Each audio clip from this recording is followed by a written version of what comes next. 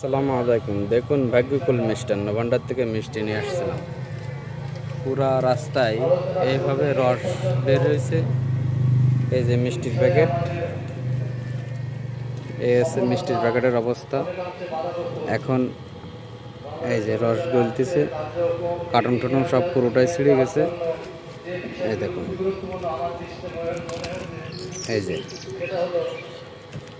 দেখুন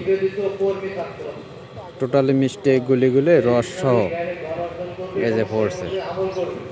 গাড়িতে চুলাই নিয়ে আসছিলাম। এই যে